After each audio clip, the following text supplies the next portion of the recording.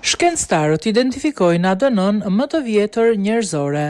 Shkencëtarët thonë se kanë gjetur ADN-n më të vjetër të njohur të Homo sapiens nga mbetjet njerëzore të gjetura në Europë dhe informacioni po ndihmon për të zbuluar historinë e përbashkët të species tonë me neandertalët.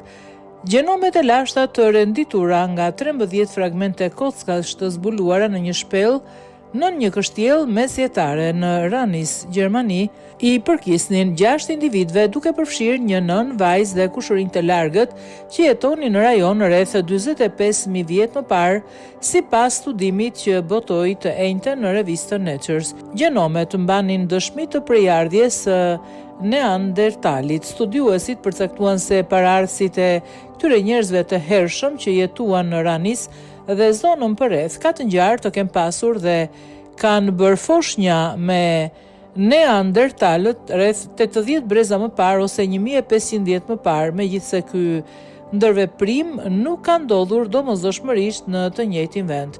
Shkencëtarët e kanë ditur që kur gjenomi i parë i neandertalit sekuencua në vitin 2010, se njerëzit e hershëm ndërthuren me neandertalët, një zbulim bomb që la një trashëgimni gjenetike ende të gjurmueshme tek njerëzit sot.